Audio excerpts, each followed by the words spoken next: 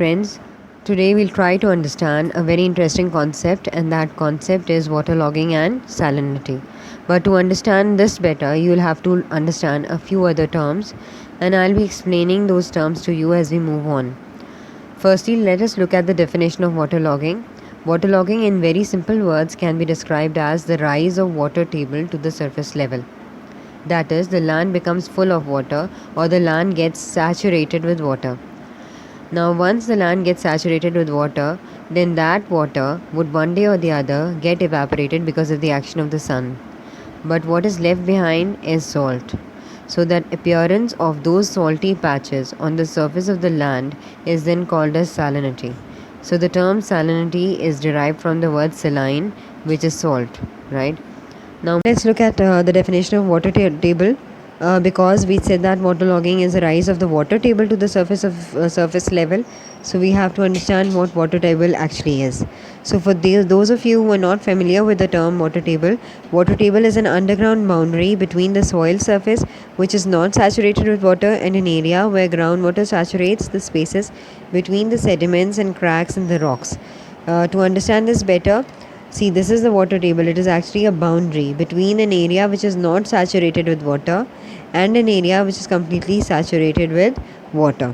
Now, in order to make this concept even more clearer, I thought of explaining it to you with the help of these figures. The concept of water table. Okay, if you look at the first figure, that is basically the soil profile, where you can see the different layers of the soil. The topmost part is the humus, which is the most organic layer of the soil, which contains all the nutrients which are necessary for the growth of the plants. Then comes the topsoil, then the subsoil, and then you can see a dotted line, this orange color dotted line, which says water table. Okay, so this is basically the boundary which is just dividing the top portion of the soil from the lower portion of the soil, and this portion of the soil is not saturated with water, whereas this portion of the soil is saturated with water, and I therefore marked it with a blue color. Okay, and this is also called as groundwater. Below the groundwater comes another layer, which is the bedrock, pieces of solid rock. Now, why am I trying to explain this to you? Because you need to understand from where is this water coming. Okay, why is this becoming water table? Why is it called as water table? So let's start off from the precipitation. When it rains, rainwater pours and falls on the surface of the land. But does that rainwater stay on the surface of the land forever? Obviously not. It will find its position, or it will start to infiltrate inside the surface of the land. Now, the top portions of the soil are such that they act as a mesh. Okay, they will allow for an easy flow of that rainwater down into the earth's surface, but they will not allow for that water to stay in those zones. The water will not stay in the topsoil, it will not stay in the subsoil, it will keep infiltrating or seeping downwards. Finally, it comes to a position where the water will find its destination.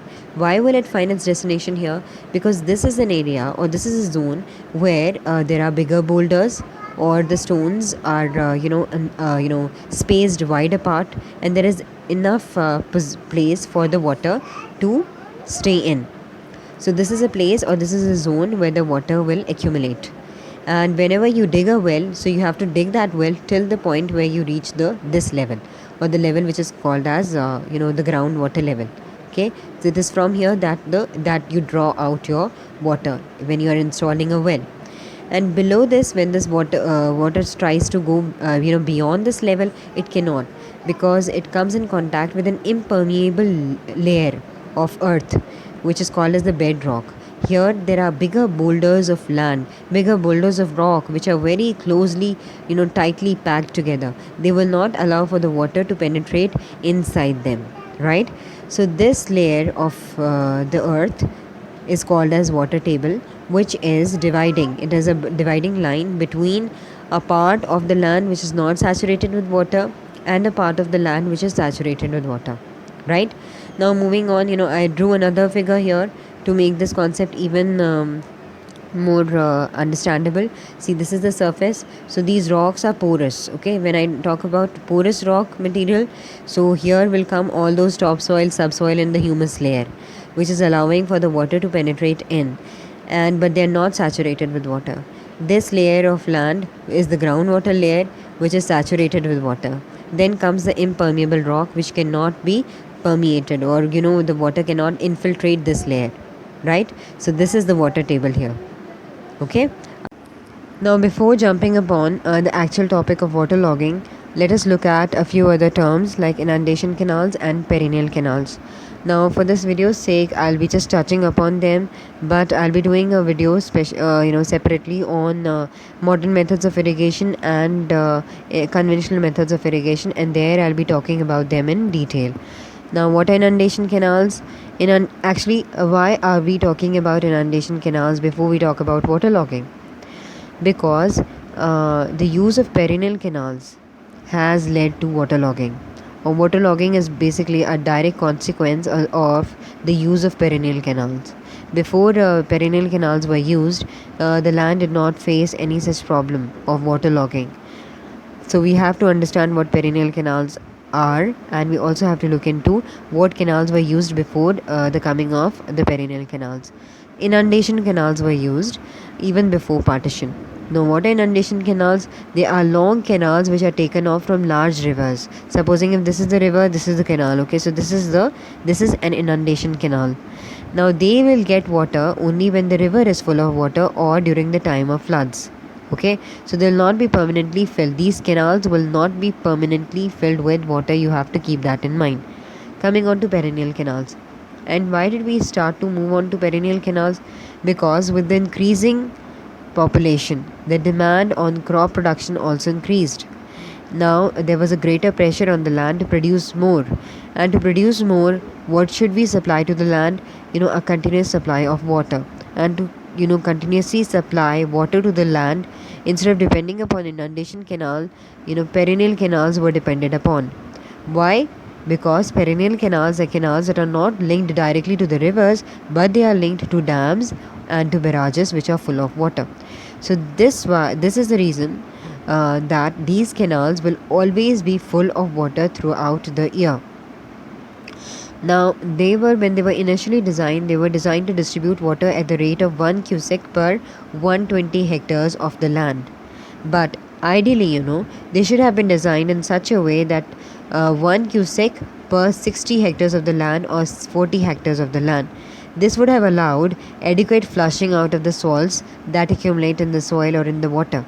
Now, what happens is, you'll have to, imagine here. In this picture, that is 1 cubic when the water is being supplied at the rate of 1 cubic per 120 hectares of the land. Here the water is being very thinly distributed. Now that water, when it is very thinly distributed, you just have to imagine it, bring it in your mind. How will that water be? A thin layer of water. Would that run off to nearby streams or rivers? No, it will not. It will start to penetrate into the earth's surface. But what of when the water is being supplied at the rate of 1 cubic per 60 hectares? Here the land covered is lesser, so the water would be more. That water has a greater tendency of running off towards a nearby lake, stream, or a river. In this case, that is, the flushing of the salts is very much possible because the water is not very thinly distributed. But in this case, since the water is very thinly distributed, it is not going to run off into the nearby lakes, streams, or rivers. It is going to penetrate into the land, leading to waterlogging. Now, why was it designed in such a way that the perennial canals would distribute water at the rate of 1 cubic per 120 hectares and not 1 cubic per 60 hectares? I guess this was because it was the scarcity of the water was kept in mind, or the limited amount of water that is available in Pakistan for irrigating the lands was kept in mind, along with the large amount of land that we have. Agricultural land. We are an agricultural society, so we depend mainly upon agriculture. So there's a large amount of land that needs to be irrigated, but the amount of water that we have is very limited. So therefore it was kept as 1 cubic per 120 hectares and not 1 cubic per 60 hectares or 40 hectares. Now coming on to two scenarios. The first one is when we were using inundation canals for irrigating our lands, and the second one talks about when we started using perennial canals or unlined canals for irrigating our lands. Let us look at the first scenario. Okay, so when it used to rain, precipitation, the land would receive water from rain, and also from the canals, the inundation canals, whenever the river was full or when there were floods. Those canals would supply water to the land, agricultural land, and the land will get its water. If there was an excess amount of water, that water would either be lost through the action of evapotranspiration. What is evapotranspiration? The loss of water from the leaves or from the plants into the atmosphere. Or that water would run off, surface runoff, into the nearby rivers, lakes, and streams. Or even if it was penetrating down and becoming part of the groundwater, that would also drain into the rivers. Now, this is the reason why I described, groundwater, inundation canals, all before I described, before I came on to this topic. Now, I don't have to further explain what groundwater is, right? Or why is the water coming and accumulating in this zone. Now, this is the water table. Can you see this brown line? At that time, during those days when we were dependent upon inundation canals for irrigating our lands, the water table was at a distance of 5 meters or more from the surface of the earth or from the surface of the land. And this was a very ideal situation. Now, coming on to the next scenario, when we started depending upon perennial canals or unlined canals, what happened is, now there was a continuous supply of water to the land, not only in the form of perennial canals, but obviously with the help of rain also, the land is receiving water. So this excess water, what was happening to that excess water? It could not run off entirely into the rivers. It was also penetrating deep in. When it was penetrating deep in, it was becoming part of the groundwater table. Okay, groundwater. And this groundwater started to gradually rise. And when this groundwater started to rise, we noted another change. And what was that change? The water table also started to rise. Okay, now once it was earlier 5 meters from the surface of the land, then it became 3.3 meters from the surface of the land, and when it reached to 3.3 meters from the surface of the land, it became difficult for the crops to grow properly because the roots were suffocating. As the water moves upwards, just imagine, the water is moving upwards and reaching the roots of the land, roots of the plants. So it is bringing with it salts also, because all the salts that are there in the soil are being dissolved in the water as it moves up. So it's bringing those salts upwards, okay, as it's traveling upwards. So this, when it reached to 1.5 meters, the water table, when it reached to 1.5 meters from the surface of the land, this is a point where it became impossible for the crops to grow, or the land became unfit for cultivation. Now, the water reached on the surface of the land, and what happened with that water? That water got evaporated with the help of the action of the sun. Okay, it got evaporated, but what was left behind was salt, and that salt was left behind, in the form of salty patches, and that phenomenon is called as salinity, right? Now, after having discussed the problem, let's talk about the solution. What can the solutions be? Now, one thing that we can do is, we can start lining our canals. This will control the seepage of the water. So that will, in one way or the other, control the the amount of water that is going into the land or seeping into the land. Then use of tube wells to pump out the water and flush out the salts. Now, if tube wells are installed, what will happen is, the groundwater level can be maintained, or it can be kept low, because all the excess amount of water will be pumped out. That water, if it's not saline and if it is healthy, meaning it's fresh, it can be used for irrigating the crops. But if it is saline, it can be flushed into the nearby rivers, or even in the sea. Then canal closure is also another option. What can be done is, on temporary basis, you can close the canal, and you can open it only when it is needed. In that way also, you can limit the amount of water that is going into the soil. Fourthly, by planting eucalyptus trees. Now, eucalyptus trees have got deep roots, and these roots will try to start absorbing the groundwater, and will keep the groundwater low, and also the level of the water table from rising. It will prevent the water table from rising. Then finally, surface drains. Now, when you're installing these surface drains, surface drain off will also help to divert all the water that accumulates on the surface of the land to the nearby lakes and the rivers. So these are some of the solutions, and the solutions are also very important because you can get a question on this. Now, some other things that you have to keep in mind, or I thought would be important while answering, if you put in figures, that makes your answer very, very authentic. So, the reality is that around 3.5 million hectares of our agricultural land has been affected by waterlogging. Right? It's a very sad state of affairs, and it's not just 3.5 million hectares, it must be more than that.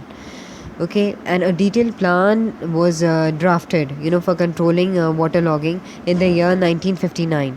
And this plan actually divided Indus Basin into 28 zones of reclamation. Reclamation means getting back the land, or trying to use the land or making it better so that it can be reused for agricultural purposes. Now, this program of dividing the Indus Basin into 28 zones and reclaiming the land was called as SCARP. So you get a question of what is SCARP. So what is SCARP? SCARP is Salinity Control and Reclamation Project. Salinity Control and Reclamation Project. This program was put under WAPDA. Now, what is WAPDA? WAPDA was given the responsibility to carry out this project. And how was WAPDA, meant to carry out this responsibility? By installing tube wells, by the use of surface drains, and various other measures that we have discussed earlier. And WAPDA has been partly successful in this, but still waterlogging is one of the problems that Pakistan or our agricultural land is still facing.